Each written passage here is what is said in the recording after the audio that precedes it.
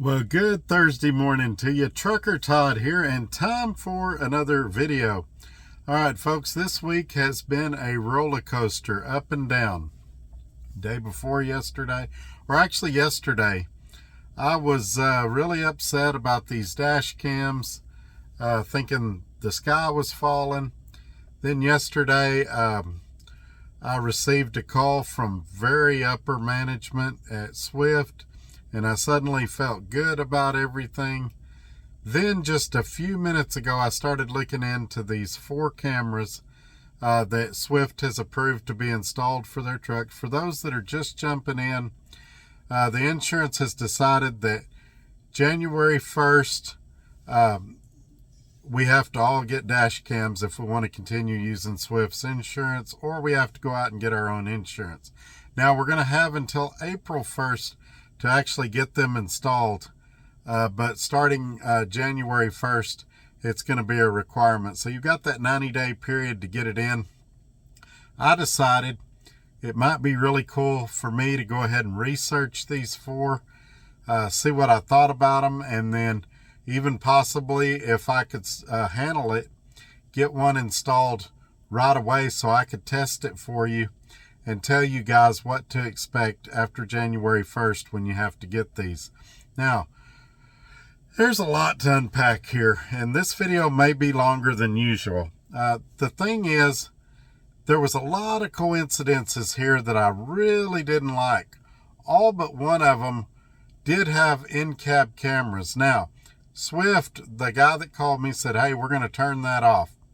And like I said, he come across as an honest guy. I don't have any reason to doubt that he wouldn't, keep his word and turn those cameras off. The problem is, you don't really know. And while that guy may be full of integrity and a trustworthy guy, some of the people working underneath him may not. And so, for me personally, 3 of these cameras were automatically out of the running before I even got started. All of them use AI technology, which in the beginning sounds really cool, but through the course of this video, we're going to talk about that as well. And so we've got a lot to unpack here. Before we do, I want to ask all you guys, give me a thumbs up, share this video on your social media platforms. Make sure you're still subscribed.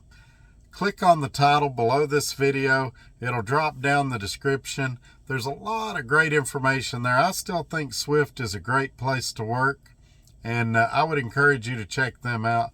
This dash cam thing is definitely a hiccup that we're going to have to work out.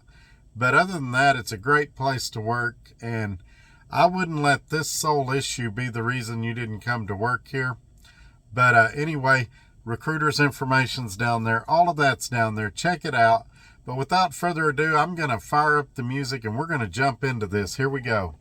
And this is why I do this, why I'm out here, why I keep that hammer down. Flying by these road signs with home on my mind, with these wheels turning round. For my family and for my kids, for this life I want to live. This is why I do this.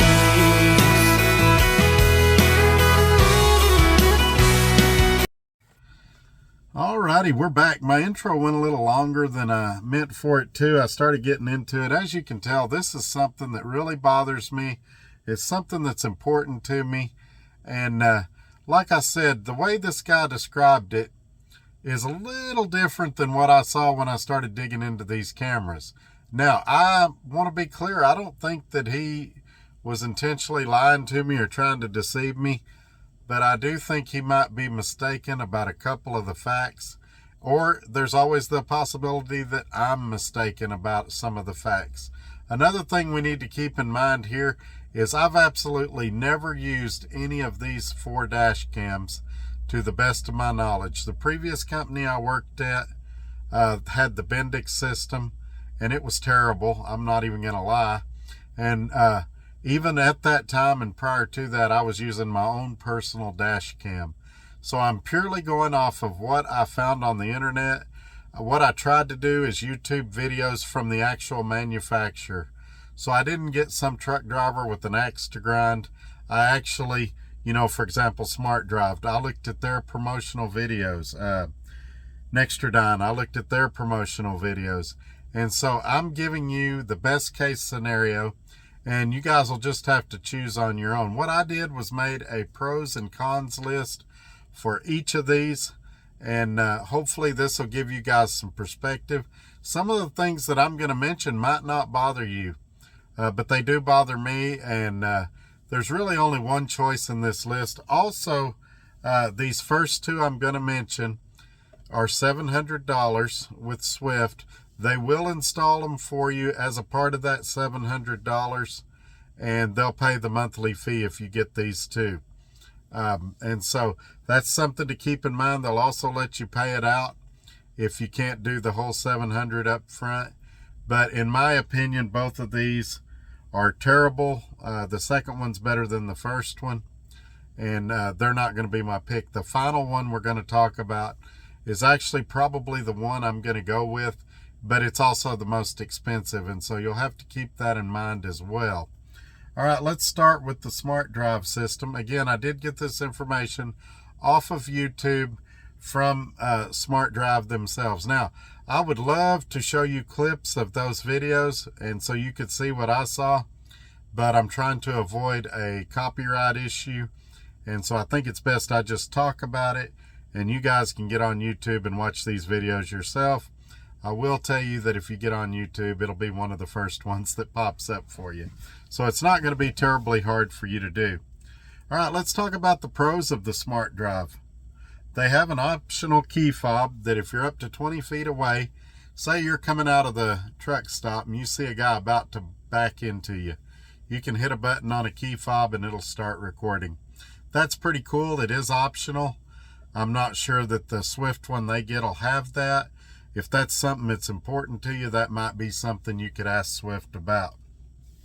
Also, additional cameras are available with this system. Again, I don't know if Swift will offer that. If that's important to you, that's something you could ask about.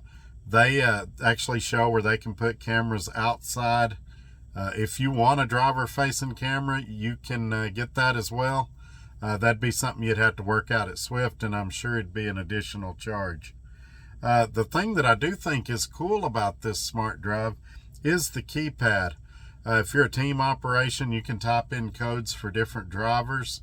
It has a big green button on top if you want it to start recording because of a road rage incident or something like that. That's really cool.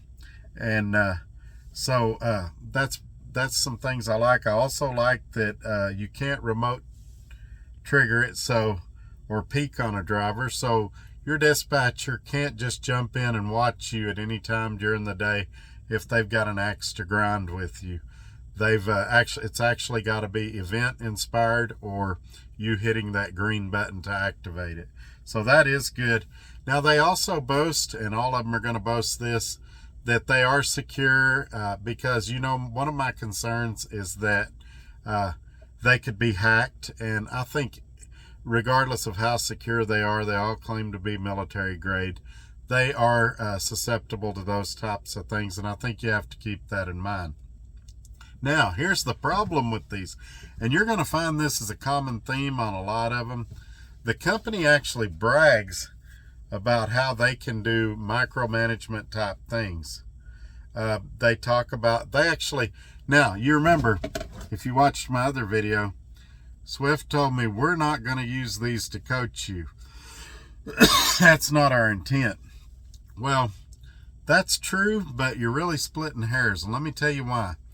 The Smart Drive system advertises that they actually have Smart Drive coaches. So while Swift themselves would not be coaching you or watching you, Smart Drive would watch you and coach you, and then if it met certain criteria, they would send it to Swift, and then Swift would decide if they wanted to coach you.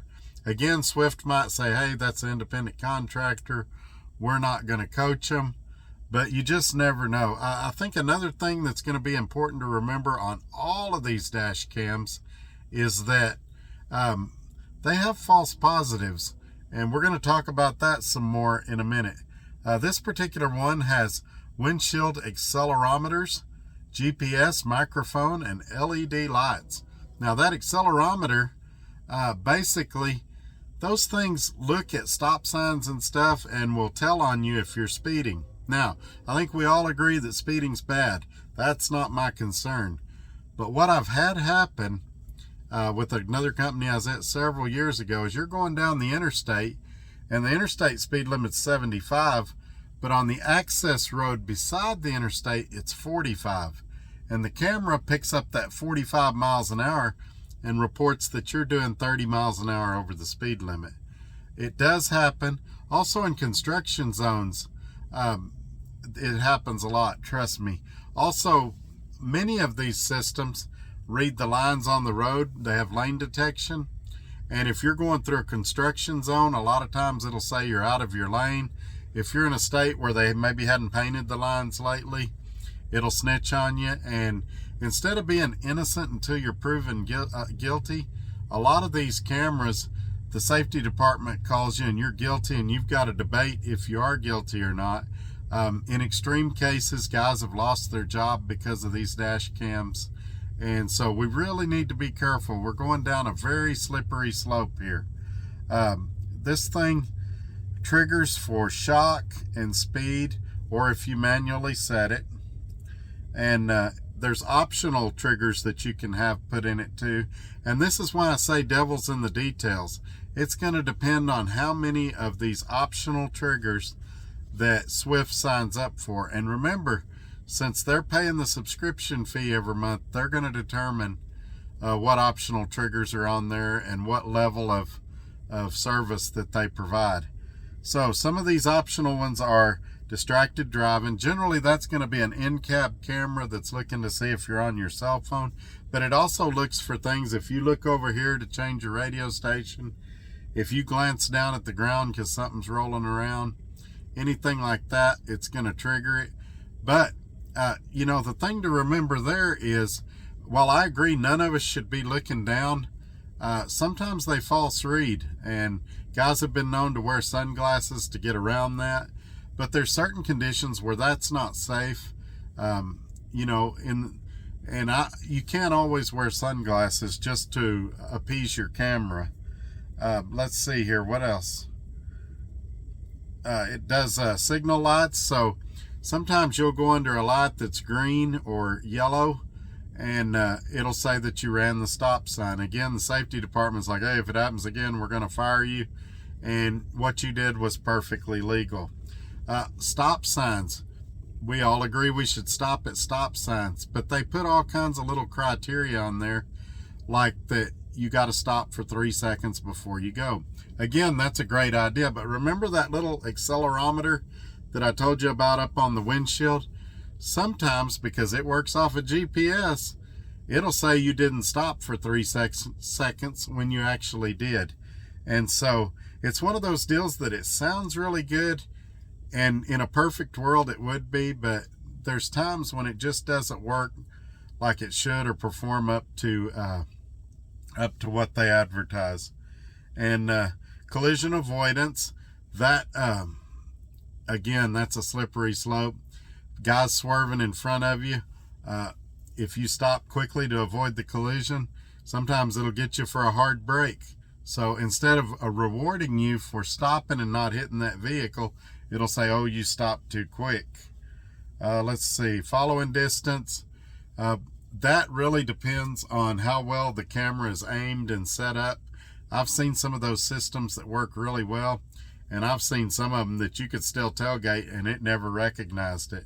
I'm going to assume that a company like Swift would be able to properly install this. They've probably done 1 million of them, and so I don't think you'd have a lot of problem with the following distance not being correct. Lane departure, I've already covered that about, in construction zones or where the lines aren't real clear, things like that. There's just a lot of opportunities for you to get violations, for you to get coached. And even if Swift themselves doesn't do it, it sounds like this Smart Drive company would be more than happy to do this to you. It also looks for pedestrians, which, that might not be a terrible idea in a truck stop situation. I've had people dart out in front of me before, and sometimes it's hard to see them. They're walking across, or especially in the summer when kids are out of school, they'll run out in front of your truck when you're getting ready to leave a parking spot. So that one might not be a terrible thing. The thing that it does do that will irritate everybody is it has audio. So, or they advertise that it does. This could be an optional feature as well. You're speeding. You left your lane. Wear your seatbelt. You're doing this. You're doing that. We've got enough beepers and buzzers in the truck as it is right now that I don't think that the problem in trucking right now is that we need one more thing talking to us or beeping at us or something like that. Also, there's the ability for the company to purchase extended recording if they want to, which allows them to record longer segments and watch you for a longer period of time. The Smart Drive has a review team, which that's their coaches, and they look at the company thresholds and assign risk to each violation, and then they decide if they want to contact the company and recommend that you were unsafe or something and have the company call you. And then, of course, they share that stuff with them. Now, they try to spin this as a positive. They say, this makes drivers safer. And, to me, it's a distraction. They advertise the lights on it. They advertise the green button. But why is it that, for example, it's okay to hit that green button if you think you're already in a dangerous situation, but if I reach over and press a preset button on my radio, it's going to trigger a violation and somebody might or might not call me. These things also look for if the end cab is on, and again, Swift says they're not turning it on. Who knows if it'll be on or not, but they look for if you're eating while you're driving, which I think even the people that are coaching you and watching you probably occasionally eat while they're driving. And so I don't see a situation where I would ever consider the Smart Drive system. Some of you guys, some of you guys at Swift right now have the Smart Drive system, and it's my understanding they're going to make some changes to it. But some of you guys that already have the system might know more about it and could make a better, more informed decision than some of us that's never used it. All right, let's talk about the Nextra down. That was the long one. The rest of these are going to go a little quicker. I got this off one of their promo videos and then a YouTube video of a company that was using it. And again, you get the feeling when you listen to this that the whole system was designed for micromanagement. I read some reviews. A lot of people felt like it was being used to micromanage. Swift has assured me that's not going to happen and for independent contractors, and I really hope that's true. Let's talk about the good, or what they say is good. It assigns a score to you based on your safe driving habits, and they can compare that to other drivers in the fleet. Now, my problem with that is we're supposed to be independent contractors. This sounds great for a company driver, maybe even have a company driver bonus program.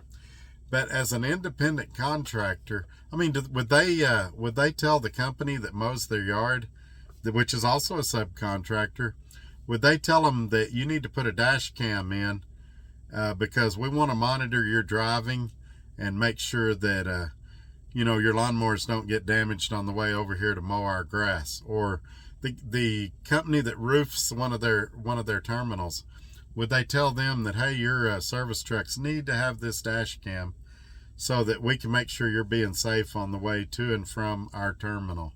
Well, no. I really think these things are an overreach, and I know that everybody's going to try to tell me it's not. It may be one of those situations we just have to agree to disagree. Now, something that is definitely good is there's no live feed. So again, your dispatcher's not supposed to be able to just watch you going down the road and nitpick you. It does have where you can send footage, just like the Smart Drive, to your company if there's a road rage incident or a situation where you feel like somebody's driving unsafe, you can activate it to start recording, and it'll send that footage to your safety department. It does develop a safe driving score, like I mentioned, and compare it to other people, to your peers, so you can kind of see how you rank against other drivers. Since you'd be getting this through Swift and they would be paying for the subscription service, who knows which of these features you'd have and not have. But it'd be kind of cool to just to look on there and see how you compare to other Swift drivers, if you're in the top percentile of safe drivers, or if you're in the bottom and need to improve. But anyway, let's get over to the cons. We got to get this video going. We're pretty deep now. The con is this company brags about coaching drivers. I would really encourage you for both of these companies to go watch the videos.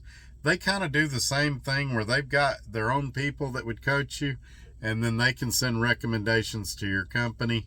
And I just don't feel that that's something they should be doing to an independent contractor. I know some of you are going to debate me on that, and that's perfectly fine. Now this thing also looks at signs. It also looks at following distance, and I've already talked about the point system. But the problem I've got with it, it only records on drive and then like 3 minutes after you go on duty, and then it shuts off.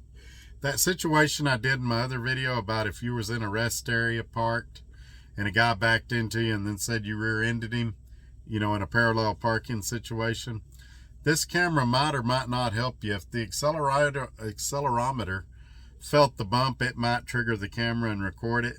But if it didn't, since you are stopped and you're not on the drive line, it's very possible that it wouldn't get any videos. So if you use this camera, I would still recommend having your own to cover you in a situation where you're not on the drive line. I'd like to see it where it records more than just when you're on the drive line and 3 minutes of on-duty time.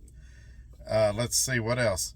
It has an inward-facing camera built into it. Again, Swift said they're not turning it on. I hope they don't, but you never really know. If you get that inward-facing camera, or if they chose to activate it, it would look for mainly seat belts and cell phones, which we all agree you should wear your seat belt and cell phone. But it also gives you audible alerts. Do you want it? I mean, are any of us not aware that we're supposed to wear our seat belts? Are any of us aware that our cell phone doesn't need to be in our hand while we're driving? No, we're all aware of that. Of course, you can look out your window going down the road and see people doing both of those things all the time. And who knows if this will improve compliance on those two things or not. I suspect, especially with the cell phone, that guys would just find a way around that inward-facing camera, either mounting their phone lower where it couldn't be seen or something along those lines. Let's see what else.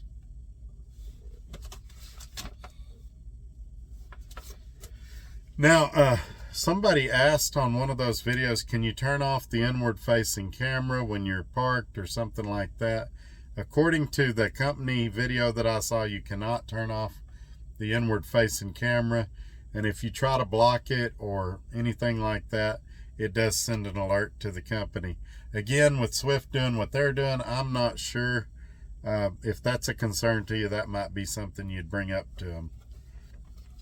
It does score you based on how often you wear your seatbelt, speeding, and the rolling stops. And just like before, you know, the 3-second thing, I've already told you my thoughts on that and my concerns. And so this one, again, there's too many opportunities for micromanagement. There's no way I could recommend these first two, but I know a lot of you guys will have to get it for financial reasons or convenience or something like that.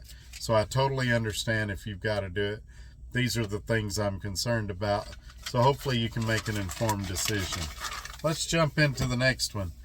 The next one is called Lytics, and that's spelled Lytx. I would encourage you guys to look it up. And this one assumes you're an idiot. Now for the pros, there was only one. It can back up to 100 hours of video. So, you know, something happened 3 or 4 days ago. there's a possibility it's still got it on there. If somebody said, day before yesterday, you ran into me at a truck stop. If you caught it quick enough, it might be within that 100 hours where you could show the video, clear your name, and all is good. But now, here's some of the things it does to you that I really don't like. It records distance and speed between you and the vehicle in front of you. So it looks and determines if you're too close to the vehicle in front of you. You've got so many seconds to back off. The problem with this is in certain cities, if you've got the 4-second or the 6-second following distance, whatever they set the perimeters to, again, it really depends. The devil's in the details. It's really going to depend on how Swift sets these perimeters. But if you're in a major metropolitan city and you leave any kind of distance, people just cut over in front of you all the time, and you can continue to slow down and more just cut in front of you. So it's easy to rack up. If it's a 10-second slow down time, it's easy to go over 10 seconds because multiple cars keep getting in there, and the camera goes, oh, he's still not backing off. He's still not backing off. So that's something you got to be aware of. The speed thing, again, like I was telling you, you're going down the highway, it sees the access road, and it thinks you're speeding when you're really not. Now, they're going to tell you, oh, the safety department would see that, and that wouldn't be an issue. But I can tell you from the previous company that I worked at, that I personally know drivers that had that debate with their safety department and got threatened to be suspended or have their contract broke. Again, Swift says that's not their intention, but you just never know how a company or a OOC or fleet manager, whatever you want to call them, how they're going to react with this stuff. So it's just concerns that I've got. Now this one talks to you too. It'll say, hey, you don't have your seatbelt on. Put your phone down. You're following too close. Those type of things. So the reason I say that it assumes you're an idiot, they had some truck driver testimonials on the YouTube, and if you hadn't seen them, you really need to watch them. I had a pretty good laugh. They got some guys that work for a trash company, and they all work for the same company, and they all basically say the same thing. I was skeptical about this thing, but it changed my life. I didn't realize that there were dangerous drivers on the road, and this camera made me aware of it, and I didn't realize that I was a terrible driver. And through all this coaching and everything, I became a better driver. Thank you for coaching me and teaching me how to drive, and for me realizing how to realize risk. Now, they show, for those of you that's ever been through a coaching, they show a safety manager and a driver with a clipboard walking between two trailers, and the driver's got this big Kool-Aid smile on his face, and the safety guy's talking to him, and they're making sure it's not a big deal. Now, in reality, we know what happens. You get pulled into a safety office, and you're sitting across the desk from a guy that's saying, we could fire you for this, and usually it's a U-turn or something. All of these systems are going to look for U-turns, and I know most companies have a no U-turn policy, but the fact is some of their directions on their ELDs and stuff tell you to make a U-turn. Sometimes if there's a concrete divider in the middle of the road, you have to make a U-turn to get into the place. And so sometimes U-turns are necessary. Sometimes you have to go to a cul-de-sac to turn around, and I've been to some warehouses where they say, yeah, go to that cul-de-sac, make a turnaround, and park next to the side of the road.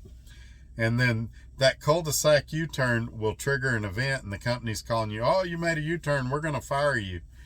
Granted, a U-turn should be the nuclear option. You shouldn't be making them unless there's no other way, but I don't think it should be a fireable offense either. So it's one of those deals that it sounds great in a board meeting, but in practicality, it's not always the best thing to do. So back to it. This one also has dual cameras built into it, so it does have an inward facing camera. Again, if Swift turns it off like they say they're going to, and you trust that, then it should be no issue. Of course, as long as it's built into the system, they can always turn it on at a later date if they choose to, and there's not really much you can do about it. It also has in-cab audio ability. It's got a built-in microphone.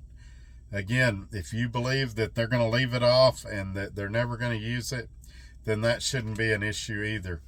Another thing I don't like about this one, it does 12-second audio clips for an event. So 12 seconds might seem like enough time, and in a lot of cases it probably is, but there's going to be certain situations on the road where 30 seconds or even 60 seconds might give everybody a clearer picture of what's going on. So I'm not a big fan of the 12-second audio clips.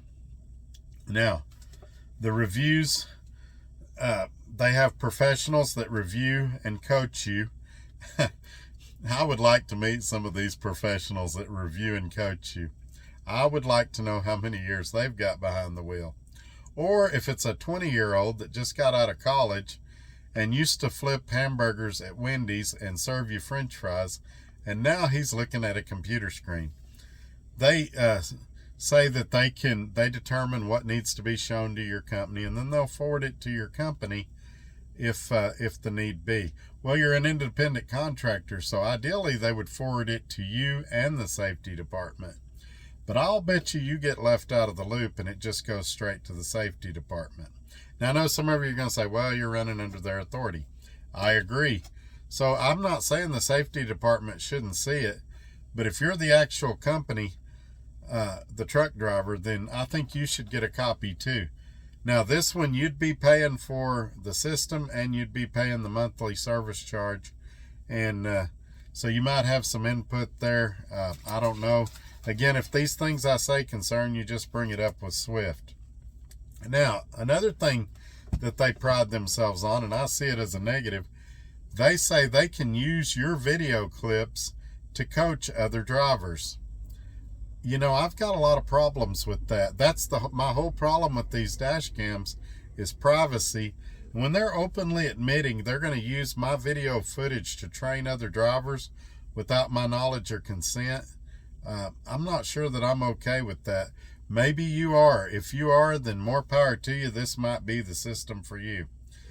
They also, with that in-camera deal, even if the company's not looking at it, they can use it to determine if you're eating. Evidently, it's illegal to eat now when you're driving, or maybe not illegal, but it's frowned on by companies. But I would bet you upwards of 99% of all drivers at some point have eaten while they've driven or drink something while you're driving, and they do that safely and effectively every day.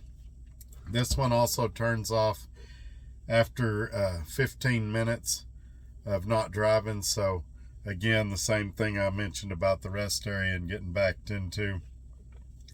I would like it to record more or trigger on a lot quicker if somebody were to back into you. Now, we're going to talk about the one that I actually recommend, and this one's by no means perfect, but it is the best of the four, and it's also the most expensive. The numbers I saw, I haven't got on their website yet, but the numbers I saw look like it's about $468 a year. There's some optional upgrades you can get that would give it Wi-Fi capability. You can even run an ELD off of it. So it has a lot of capability. I probably wouldn't do none of that. I would just do the basic system. They actually have a single cam model. So they have a dual cam model and a single cam model. So all those other ones that I was worried about that still have the in-cab camera built into them, this one does not. And for that reason alone, it's the front runner. The model number of the single cam one is CM31. And if there is a microphone built into it, but it's defaulted to off, and if it's ever turned on or activated, it notifies you that it's about to record audio. It doesn't do any alerts for speeding, so the stop sign thing I was worried about on the access road, it doesn't do any alerts for that. On the single cam model, it'll record up to 24 hours. And on the dual cam model, it'll go up to 40 hours. It by all the reviews I saw, it's a great nighttime camera. So if you do a lot of nighttime driving, it's probably the system you want. And of course, like all the others, they claim to be secure. It loads to the Samsara cloud, and we all know clouds can be hacked, but it overall seems to be a pretty good system. You can record a maximum of 60 seconds, which I like this a lot better than all the others that were doing 10 to 15 seconds, because if you look at a 60-second clip, you can get a pretty good idea of what was going on at that time. So I am a bigger fan of that. It doesn't upload speeding events. So again, that camera thing on the side, if it picks up a stop sign and thinks you're speeding, it doesn't upload it to where you're arguing with the safety department.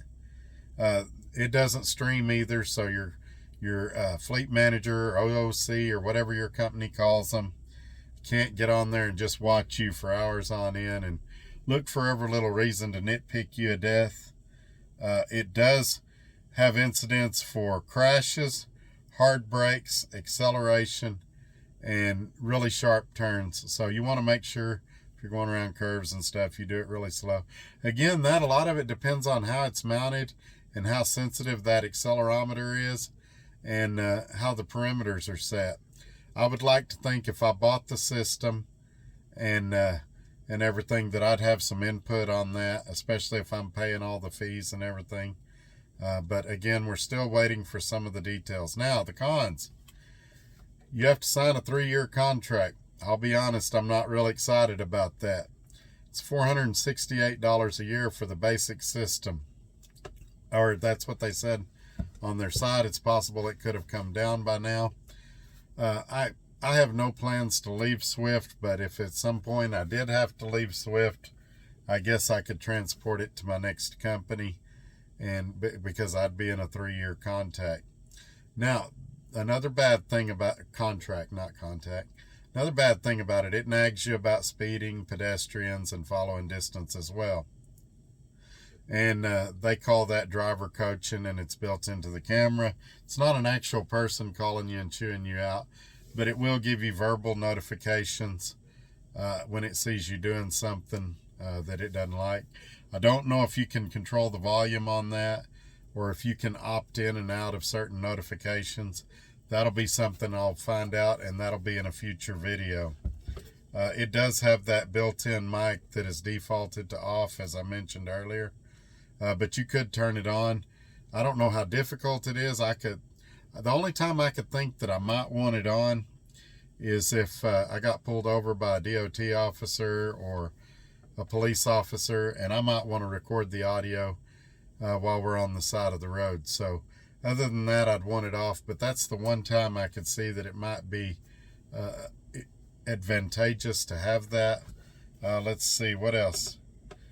You can set it up to where it sends text and email alerts to a manager. That'd be something that I'm sure Swift's going to want, but I'm not going to be real excited about that. And sorry about that. Camera shut off again. I was saying that I wouldn't be real excited about text and email alerts to a manager for every little incident. Even if you get 1 or 2 a day, it's going to start seeming like a lot after a week or two. And so I'm not really a big fan of that. Scorecard, I could take it or leave it, where they can grade you and tell you what a great driver you are, what a terrible driver you are. The cloud, that's okay. They all claim to be military grade secure, and you hope they are, but we all know those things get hacked. It does look for rolling stops, and I've already explained that about the accelerometer, so I'm not going to go through that again.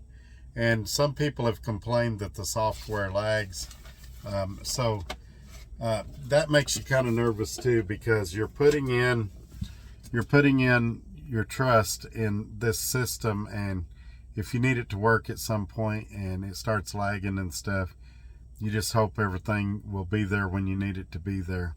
I know this video is going to make it sound like I'm anti-camera, and I'm really not. What I'm anti is micromanagement, and I'm anti privacy violations. And So I do feel like that Samsara is the best of the bunch.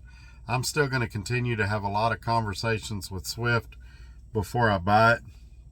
And I really don't know where I stand on this. If I still want to go out and get my own insurance, where without a doubt it'll be pretty expensive, I can afford it. Or if I want to give this camera a try and be a game or a team player, that type of thing. What I'm hoping with this video is that you guys have used these 4 things. The other thing I didn't say about the Samsara, I actually know 2 guys that have used it or are currently using it. One of them had used it in the past. He's a fellow YouTuber. He's really knowledgeable, and he really liked it. He thought it was a good system. And the other guy is a company driver, and I was interested in his opinion because company guys are usually regulated a little harder than independent contractors. And he's beta testing it for his company. He's at a different company, and he really liked it so far. So Samsara is going to be it for me if I do it. Like I said, I'm expecting to have another conversation with Swift this morning. They're supposed to be calling me back with some other questions and concerns I had about the camera, and we're going to talk a little more. And if you guys can give me any feedback from your past experiences with any of these 4, I'd love to hear it. Either leave me a comment below. If you're scared to do it because of retribution from your company, feel free to send me an email. That information's in the description below. But this is one of the longest videos I've ever done. I'm going to go ahead and wrap it up. You guys have a great day, and I'll shoot out another video just as soon as I know more. Y'all have a good one. Bye-bye.